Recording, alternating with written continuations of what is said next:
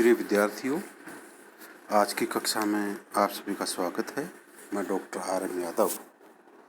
मैं आज आपको एक महत्वपूर्ण टॉपिक प्रशिक्षण एवं विकास, ट्रेनिंग एंड डेवलपमेंट के संबंध में बताने जा रहा हूं, जो बीकॉम पार्ट 3 के विद्यार्थियों के लिए महत्वपूर्ण है और एमकॉम फाइनल बिजनेस एडमिनिस्ट्रेशन के विद्यार्थियों के लिए भी महत्वपूर्ण है। ट्रेनिंग एंड डेवलपमेंट, प्रशिक्षण एवं विकास।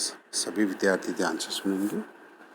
प्रिय विद्यार्थियों, कोई भी कर्मचारी अपनी क्षमताओं के 20 से 30% भाग का उपयोग करके भी किसी भी संस्था में अपनी सेवा को बनाए रख सकता है। यह तथ्य इस बात की पुष्टि करता है कि सामान्यतः प्रत्येक व्यक्ति में कितनी क्षमता एवं योग्यता होती है, उसका पूर्ण उपयोग नहीं किया जाता है, किंतु समुचित प्रशिक्षण कार्यक्रम द्वारा कर्मचारियों की योग्यताओं एवं क्षमताओं का पूर्ण विकास करके उनका सदुपयोग किया जा सकता है। इतना ही नहीं, प्रशिक्षण के द्वारा कर्मचारियों को कार्यविधियों, प्रणालियों, प्रबंधकीय एवं उत्पादन तकनीकों में होने वाले परिवर्तनों की शिक्षा एवं जानकारी भी दी जा सकती है। अतः प्रशिक्षण प्रत्येक कर्मचारी के लिए एक महत्वपूर्ण आवश्यकता है। प्रशिक्षण वह प्रक्रिया है जिसके द्वारा प्रशिक्षणार्थियों के ज्ञान, चातुर्य एवं कौशल को विकसित करने का प्रयास किया जाता है। एकदम सिंपल भाषा में अपन समझ सकते हैं। What is training? प्रशिक्षण वह प्रक्रिया है जिसके द्वारा प्रशिक्षणार्थी से तात्पर्य है जिनको ट्रेंड किया जाना है, प्रशिक्षणार्थियों के ज्ञान, चातुर्य एवं कौशल को विकसित करने का प्रयास किया जाता है। जहाँ तक संभव हो उनके ज्ञान, उनकी कार्य करने का तरीका, चतुराई, उनकी कार्य कुशलता में वृद्धि करने का प्रयास किया जाता है। अनेक प्रबंध शास्त्रियों द्वारा प्रशिक्षण को परिभाषित किया गया है। फिलिपो के अनुसार प्रशिक्षण वह प्रक्रिया है जिसके द्वारा किसी विशिष्ट कार्य के लिए कर्मचारियों के ज्ञान एवं कौशल में अभिवृद्धि की जाती है। Training is the art of increasing the knowledge and skill of the employee for doing a particular job. प्रशिक्षण वह प्रक्रिया है जिसके द्वारा किसी विशिष्ट कार्य के लिए कर्मचारियों के ज्ञान एवं कौशल में अभिवृद्धि की जाती है। किसी विशिष्ट कार्य के लिए कोई विशिष्ट कार्य या उद्देश्य को यथासमय प्रमापित समय में प्राप्त करने हेतु कर्मचारियों के ज्ञान एवं कार्य कुशलता में वृद्धि करना, कौशल में वृद्धि करना प्रशिक्षण के नाम से जाना जाता है। प्रोक्टर एवं थोरुटन के अनुसार प्रशिक्षण जानबूझकर किया जाने वाला वह कार्य है जो किसी कार्य को सीखने के लिए साधन प्रदान करता है।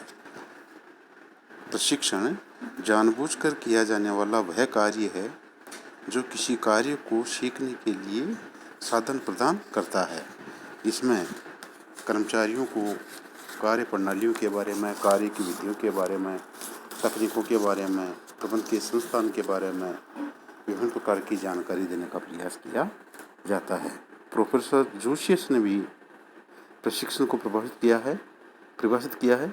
जूशियस के अनुसार प्रशिक्षण वह प्रक्रिया है जिसके द्वारा विशिष्ट कार्य के लिए कर्मचारियों की अभिरुचि, चातुर्य एवं योग्यता में अभिवृद्धि की जाती है। इस प्रकार हम कह सकते हैं कि प्रशिक्षण एक पूर्व नियोजित प्रक्रिया है जिसके द्वारा व्यक्ति के किसी विशिष्ट कार्य के संबंध में ज्ञान, चातुर्य, अभिरुचि तथा योग्यता का विकास करने का प्रयास किया जाता है ताकि वह उस विशिष्ट कार्य को सुव्यवस्थित एवं सर्वोत्तम ढंग से करते हुए संस्था की कुशलता में योगदान दे सके।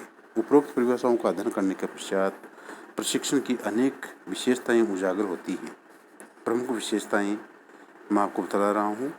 जैसे प्रशिक्षण एक सतत प्रक्रिया है। यहाँ सतत प्रक्रिया से तात्पर्य है कंटिन्यूअस प्रोसेस, ऐसी प्रक्रिया जो निरंतर चलती रहती है, कभी समाप्त नहीं होती। एक प्रबंधक को कभी कर्मचारियों का ट्रांसफ़र होने पर प्रशिक्षण कर्मचारियों को प्रदान किया जाता है, कभी नए कर्मचारियों की नियुक्ति होने पर प्रशिक्षण प्रदान किया जाता है, कभी कार्य करने की विधियों में परिवर्तन होने पर कर्मचारियों को प्रशिक्षण किया जाता है, कभी कर्मचारियों के प्रमोशन पर कर्मचारियों को प्रशिक्षण प्रदान किया जाता है, कभी किसी कर्मचारी को कोई नया कार्य करने को मिल जाता है तो उस नए कार्य के बारे में विभिन्न प्रकार की जानकारियाँ देने के लिए प्रशिक्षण प्रदान किया जाता है। इस प्रकार हम कह सकते हैं कि प्रशिक्षण एक सतत प्रक्रिया है जो निरंतर रूप से चलती ही रहती है, कभी समाप्त नहीं होती।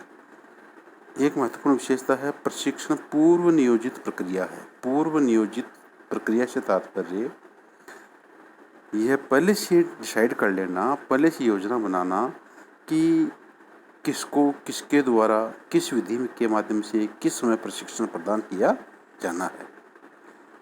एक प्रबंधक द्वारा यह पहले से निर्धारित कर लिया जाता है कि किसको प्रशिक्षण किसके द्वारा दिया जाएगा, किस समय दिया जाएगा और किन विधियों के माध्यम से कितनी मात्रा में प्रशिक्षण प्रदान किया जाएगा। तो प्रशिक्षण एक पूर्व नियोजित प्रक्रिया है। नेक्स्ट है प्रशिक्षण सामान्य नहीं किसी विशिष्ट कार्य के संबंध में दिया जाता है।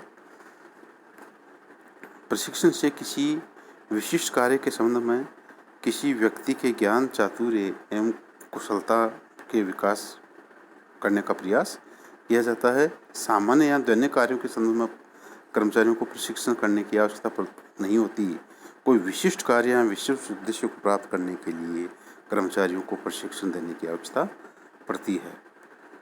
प्रशिक्षण व्यक्ति की उत्पादकता में योगदान देता है। प्रशिक्षण कार्य की समस्याओं के निवारण के लिए भी दिया जाता है। एक महत्वपूर्ण विशेषता है प्रशिक्षण एवं शिक्षा में अंतर होता है। कई बार प्रशिक्षण एवं शिक्षा दोनों को एक ही अर्थ में समझ लिया जाता है, जबकि दोनों में अंतर होता है। प्रमुख रूप से प्रशिक्षण वह क्रिया है जिसके द्वारा किसी कर्मचारी के किसी विशिष्ट कार्य के संबंध में ज्ञान एवं अभिवृद्धि की जाती है, जबकि शिक्षा वह कार्य है जिसके अंदर किसी भी व्यक्ति के सामान्य ज्ञान एवं वातावरण के घटकों के प्रति समझ को बढ़ाया जाता है। प्रशिक्षण का क्षेत्र केवल विशिष्ट कार्य के ज्ञान एवं चातुर्य तक ही सीमित होता है, जबकि शिक्षा का क्षेत्र बहुत व्यापक है जो विभिन्न क्षेत्रों के संबंध में सामान्य ज्ञान प्रदान करती है। प्रशिक्षण की अवधि प्राय सीमित ही होती है, जबकि शिक्षा की अवधि बहुत लंबी होती है। इस प्रकार प्रशिक्षण तथा शिक्षा में अंतर होता है। प्रशिक्षण अनुभव का स्थापनापन हो सकता है। प्रशिक्षण अनुभव का स्थानापन हो सकता है। महत्वपूर्ण विशेषता है कि अनुभव का स्थानापन होना। यदि व्यक्ति के पास अनुभव है तो उसको कम प्रशिक्षण की आवश्यकता पड़ती है। प्रशिक्षण उसी व्यक्ति को उसी कर्मचारी को प्रदान करने की ज़्यादा आवश्यकता होती है जिसके पास अनुभव कम होता है। प्राय लंबे अनुभव से भी एक कर्मचारी काफ़ी कुछ बातें उत्पादन के बारे में, तकनीकों के बारे में, संस्था के बारे में स्वतः ही सीख लेता है। नेक्स्ट विशेषता है प्रशिक्षण नए तथा पुराने सभी कर्मचारियों के लिए समान रूप से उपयोगी है। जितना नए कर्मचारियों के लिए उपयोगी है उतना ही पुराने कर्मचारियों के लिए उपयोगी है। यदि पुराने कर्मचारी दूसरी संस्थानों में ट्रांसफ़र होकर चले जाते हैं तो उनको प्रशिक्षण की आवश्यकता पड़ेगी, प्रशिक्षण देना पड़ेगा। पुराने कर्मचारियों का प्रमोशन होता है तो नया काम करने को मिल जाता है। ऐसी पोजीशन में कर्मचारियों को प्रशिक्षण देना पड़ेगा। किसी संस्था में उत्पादन विधियों में कोई परिवर्तन हो जाता है, तकनीकों में किसी प्रकार का परिवर्तन हो जाता है तो भी पुराने व नए दोनों कर्मचारियों को प्रशिक्षण देने की आवश्यकता पड़ती है। और लास्ट की विशेषता है प्रशिक्षण कर्मचारियों तथा संस्था दोनों के लिए ही उपयोगी है। दोनों के लिए उपयोगी है।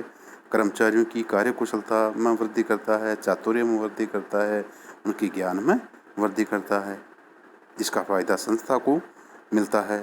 संस्था कम समय में अधिक उत्पादन प्राप्त करती है, अधिक विक्रय कर पाती है। कर्मचारियों की कार्य क्षमता में वृद्धि होती है। संस्था को पहले से ज़्यादा लाभ होते हैं। अतः संस्था के लिए उपयोगी है और कर्मचारियों के लिए भी उपयोगी है। आप सभी ने मुझे ध्यानपूर्वक सुना, इसके लिए मेरी तरफ से आप सभी को बहुत बहुत धन्यवाद। किसी भी प्रकार की आप प्रॉब्लम हो तो नीचे लिंक पर भेज सकते हैं, आपकी प्रत्येक समस्या का समाधान किया जाएगा। धन्यवाद।